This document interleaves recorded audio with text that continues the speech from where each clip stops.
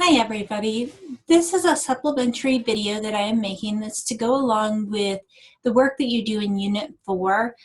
It relates to the book by Bonnie Wesorick, The Opening and Closing of a Millennium, Changing Thinking from Old to New Ways. I hope that you were able to get the gist of the book through the snippets from the book that I clipped out and turned into a document for you to read. It's just such a moving book to me in that it was written in the year 2000 as we were approaching Y2K and the start of this new millennium, and that we had these forward-thinking nurses 17, 18 years ago that really were looking into the future and saying, boy, if we could only change how healthcare is delivered, if we could change it towards a caring model where we really put the patient at the center of everything that we do, what a great experience we could turn healthcare into. And now, as I create this video here in 2017, we don't know what's going to happen with healthcare reform, who's going to have insurance, who's not going to have insurance, what healthcare is even going to look like in the future here for us in the United States. But along with that book, the part that you didn't get are some really touching scenarios, I think. So I would like to share those with you. There's 6 of them. One of them is probably not a scenario, just more words of wisdom than anything. But I would like to read at least 5 of these scenarios to you out loud. And I would like you to, I'm going to pause the video in between each of the scenarios to give you a moment just to kind of pause yourself and to think about when you've experienced in your practice something similar to what the scenario is saying. What part of the scenario do you maybe see yourself playing? Are you the person that can really stand back from this and say, oh my goodness, I would have done something completely different? Or are you somebody that really identifies with what's happening in this scenario? There's not a right or a wrong answer. This is just exercise for you to kind of listen to the scenarios and give a bit of reflection to yourself on, boy, if I was in this situation, how would I have approached it? So I guess we could call this little snippet maybe story time with Jewel, because I'm going to read you some case studies or some scenarios. Let me grab my book. Hi, there are 6 professional nursing principles that Bonnie Wesorick covers in her book. The first one is that quality emerges from an environment driven by mission, principles, and partnership. And that is what this scenario is going to be about. Clinical scenario 1. A mother of a 17-year-old child who has been a victim of a car accident was not allowed to stay at his side. She says to us, "Who do you think you are? Who do you think you are to tell me what is best for my child? I gave life to him, raised him, and loved him for 17 years. And you actually think you know what's best for him? You even think that you know what's best for me. And you don't even know me. You care for him a short while, and I will care for him the rest of his life. Who do you think you are?" She shared this information months after the accident, and the emotion in her voice was as if that had happened just that day. What does this say about our mission, principles, and partnerships? I'm going to pause the video here while I get to the next scenario. I suggest that you pause your video at home and take just a moment to kind of reflect on this scenario. Core value number 2. Each person has the right to receive care that optimizes health, which is body, mind, and spirit in balance. Page 101, clinical scenario. Jack was a 38-year-old man who was rushed to the emergency department with severe crushing chest pain. He was awake, talking, and in great distress. Shortly after his arrival, he arrested. He was intubated and resuscitated with CPR and given medications. Something very unusual happened. He became conscious and aware during cardiac massage. However, if the massage was stopped, he would lose consciousness and arrest. Jack's EKG showed a massive heart attack, and the cardiologist proclaimed there was no way for this man to survive with the present technology. The nurse thought about his health, his body, mind, and spirit, not just his failing body. His spirit would be leaving soon. What would give him balance and harmony at this time? What about his story? Who was he in his wholeness? He was a husband, a father, a brother. What could be done to make this the best possible situation for him at this time? What does harmony and balance mean during imminent death? He was able to communicate and was mouthing words. His wife was brought to the bedside, not an accepted practice in the setting at this time. She was told of the situation and was brought to be with him and speak with him. The nurse wondered, was there anything special on his mind? Her inquiry resulted in a yes. He needed to see his son, who was 8 years old and presently playing at his Little League game. The son and father had had a disagreement earlier in the day. They continued cardiac massage until his son was brought to the bedside, and he was able to mouth, "I love you," as well as to his wife and brother. Resuscitation was eventually stopped, and his spirit left his body. What about this health paradigm? What is this health paradigm all about anyhow? There is a dynamic connection not only between the body, mind, and spirit, but from one person to another. Again, I'm going to pause this and let you take a moment to reflect on this case scenario. Core value number 3 is each person is accountable to explain and provide his or her unique contribution to care. Clinical scenario, page 124. A nurse working in the emergency room was struggling with how to provide nursing care within the health framework and within the scope of professional nursing practice. She described herself as the institutional queen.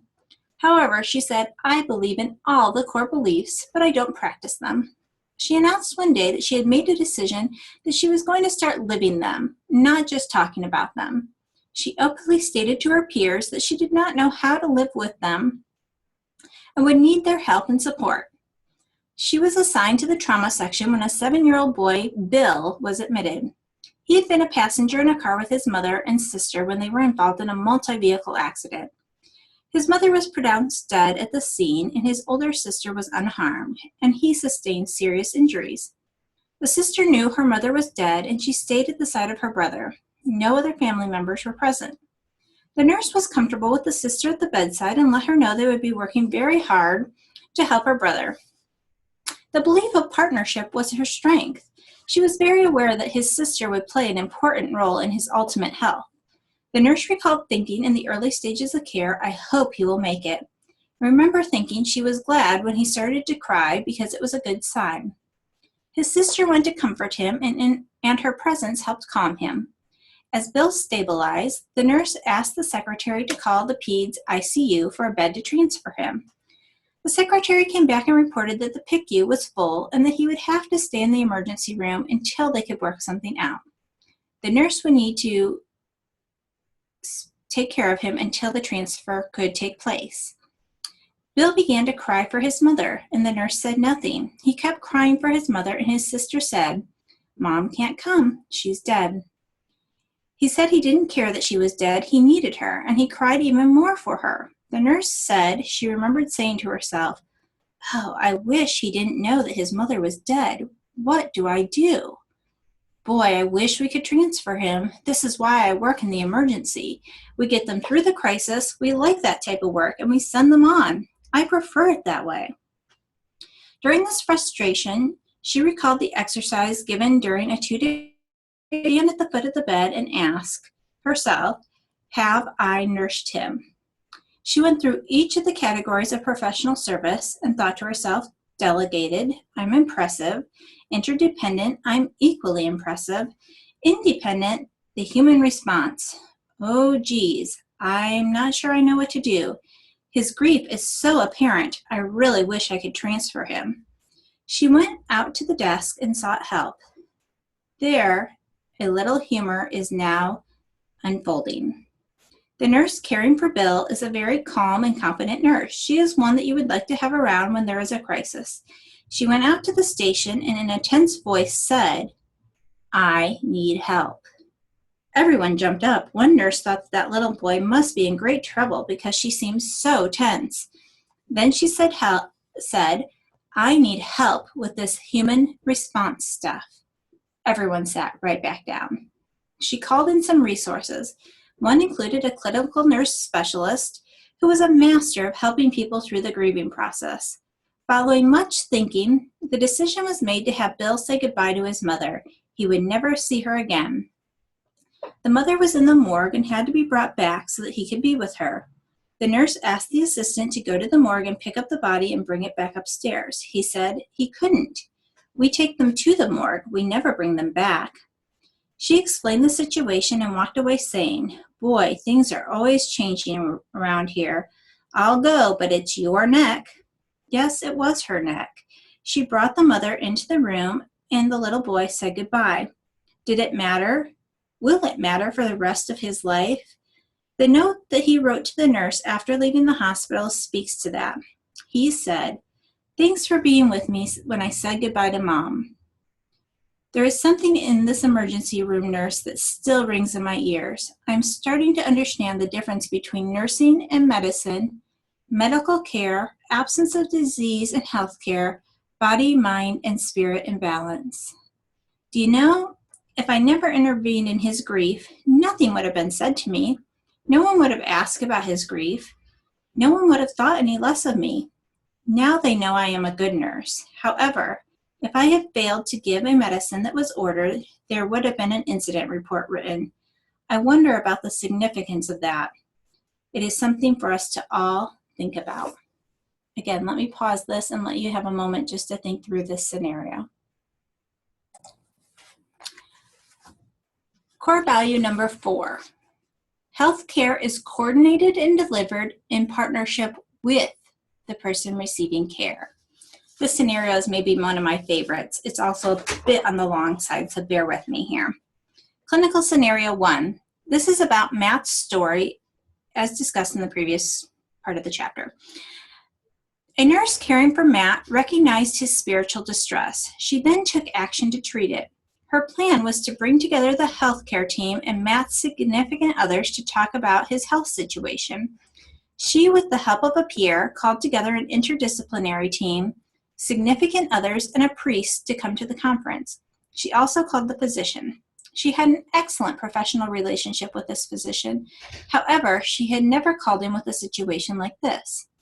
The phone conversation went like this. "I'm calling about Matt to see if we can change the scheduled cervical fusion surgery and halo placement." He wondered why, and she told him that Matt was in crisis with spiritual distress.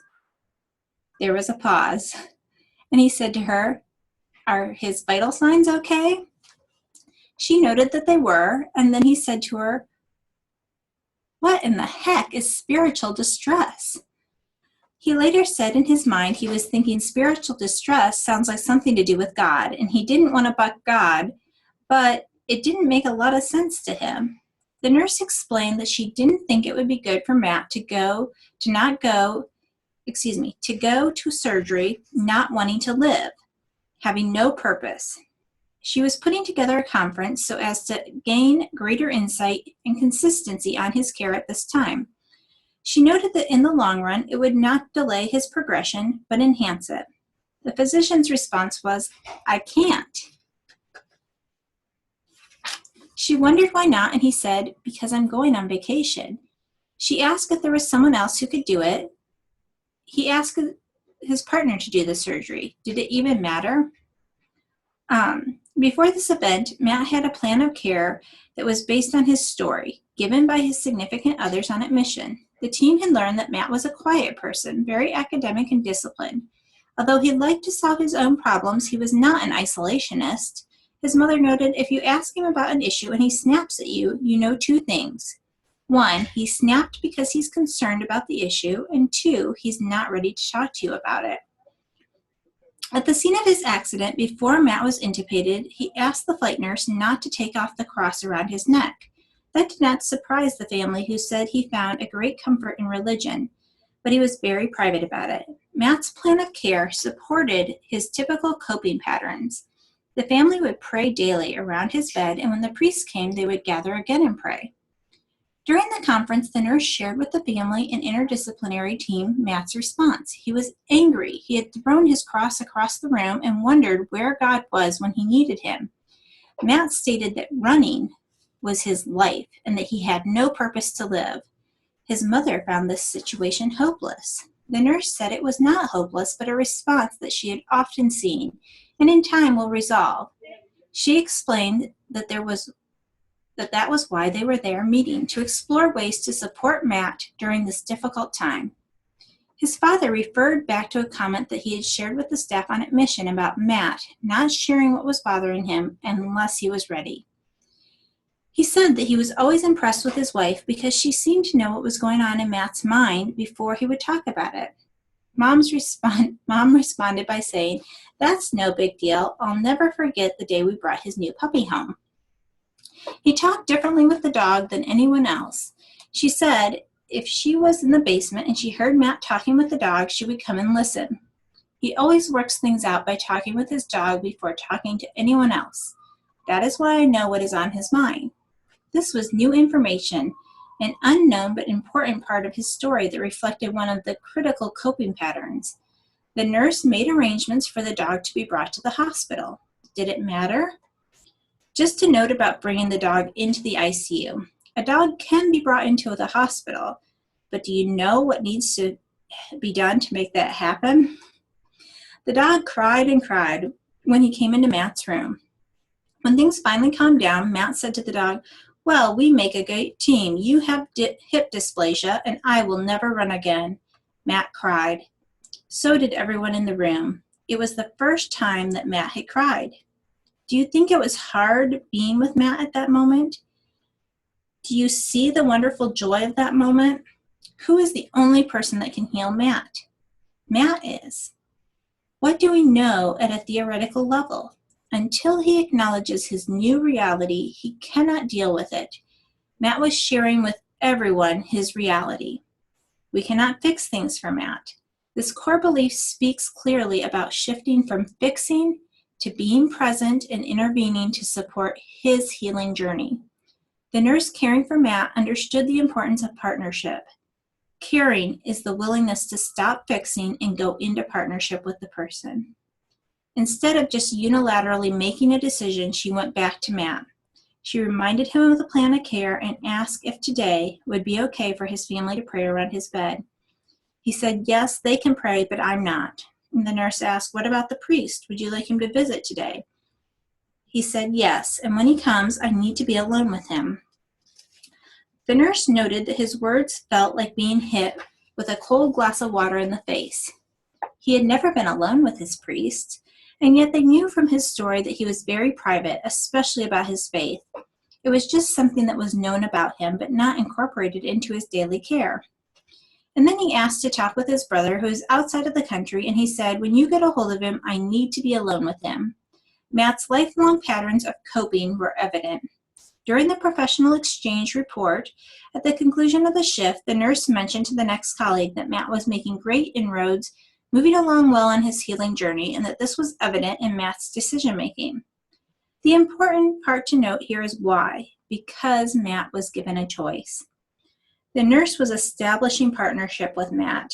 Mutuality was at the center of the relationship. That is a practice pattern of the new paradigm, not the old. In this situation, there was no policy, procedure, medication, or medical treatment that could have replaced the nurse's intervention to optimize Matt's health. It was driven from a current understanding, a different knowledge base. It is very different from old patterns of nursing. Take a moment, think about some time when you've gone above and beyond for a patient and maybe what impact that had on them. Core value number 5. New ways of thinking are essential to continually improve healthcare throughout the lifespan.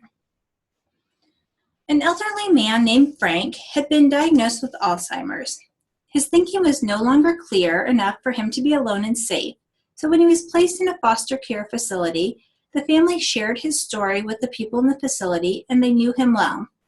Frank needed to come to the emergency room because he had fallen and lost consciousness for a short time. While in the emergency room, he was interviewed by the admitting nurse, a medical student, the medical resident, the neuro resident, and the attending physician. He was transferred to the neuro unit and he was interviewed by the unit nurse. He was not capable of answering most of the questions, but felt the responsibility to respond in his limited capacity. During the interview on the neuro unit, he looked at his family member and said, "They don't talk to each other." The family was amazed because it wasn't often that he used complete sentences, and even then, the appropriateness of most of his responses were often questionable. However, this confused person had enough sense to question the way things were being done. How many times have you asked a person a question about their history or story, a question that was asked by another healthcare provider somewhere along the road? Why do these patterns continue? Agreeing that we ought to change the system will not make it happen.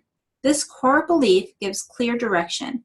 Practice, or the way that we deliver our service, will not change until we change our thinking. It is not just the individual provider who must change. It is more than that. It involves a system or structure change as well. It can be achieved if the providers become systems thinkers. Frank's health is not about one event. This event is only part of his health picture. The healthcare paradigm calls for the provider to know his story. It does not call for the person to tell his story over and over and over and over again. The pattern will change only when the provider agrees to change their day-to-day rituals and patterns. In Frank's case, it called for the providers in the nursing facility to connect with the providers in the emergency department, and for them to connect with the neuro unit, etc. Unless the providers change to a systems thinking approach for care and reach out to one another across settings and within settings, this will not happen. This requires new thinking and new learning. The last core belief that I'm going to share with you is core belief number 6. Empowerment begins with each person and is enhanced by relationships and systems designs.